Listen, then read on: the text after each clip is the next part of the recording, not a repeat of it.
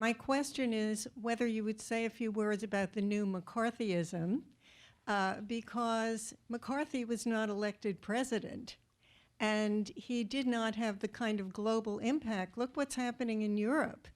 And I think to a great extent, example set here is very important there.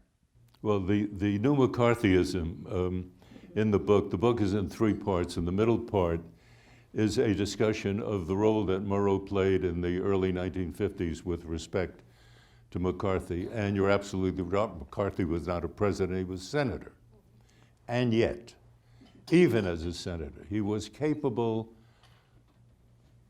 of holding the entire nation in his grip.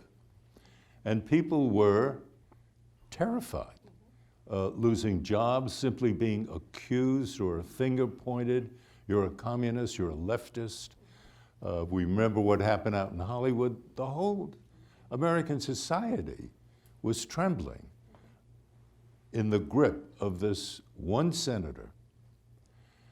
When Murrow came back after World War II, when he came back to New York and began that part of his life, the one thing he talked about over and over again was his experience in Germany in the 1930s, or his experience really throughout Europe, but focusing on Germany.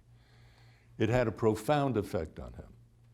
He knew many Germans well, people of culture, writers, doctors, philosophers, professors, whom he admired enormously in 1933 and 34 and 35. And then suddenly in 38, they were fascists. And it had happened so quickly that a whole society could flip.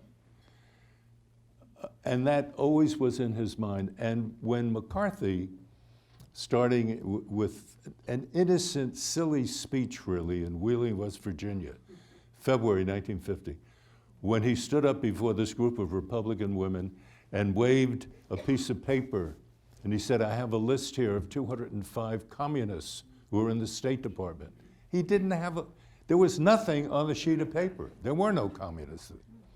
Well, there were one or two, but that's a separate issue. He capitalized on that, and that frightened Murrow, so he began to do a series of broadcasts that culminated on March 9, 1954, in a See It Now, the name of his program, documentary, in which Murrow, for 22 of the 30 minutes, allowed McCarthy to do all of the talking. Murrow then had a powerful conclusion to the program, which I urge you, by the way, you can get it now on these fancy new machines that we carry. It's an amazing thing to listen to today. And at the time that Murrow did that program, McCarthy's standing in the country was between 46 and 50%, the second most admired Republican in the country behind Ike. After the broadcast, within 48 hours, his standing dropped to 32%, where it remained throughout the Army-McCarthy hearings. Now, we tend to think of the Army-McCarthy hearings as the reason why Senator McCarthy lost his standing and sort of collapsed. No, the collapse took place with the Murrow broadcast.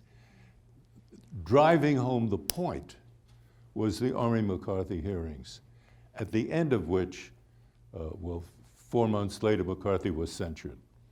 And then he was a bit of a drunk anyway, but he went into a deep drunkenness and died. The power then, in my mind, of a free press in the hands of a responsible journalist can perform political miracles. And that was very much, and Murrow's not thinking political miracles, but he wanted the story out. So he did it, but that was the effect. And I have a feeling today that Trump would like to be, not that McCarthy, as a matter of fact, he would look down on McCarthy. He would like to be that kind of figure above it all, capable of terrorizing you. Trump is not a nice man, by the way. And you know, the idea of hurting somebody deliberately to achieve a political end would not leave him uncomfortable at all. The new McCarthyism is the threat that Trump poses, and in my judgment, still poses until such time as we see really what happened. And then maybe we could all look back upon it cheerfully, and the sun is shining and all is well.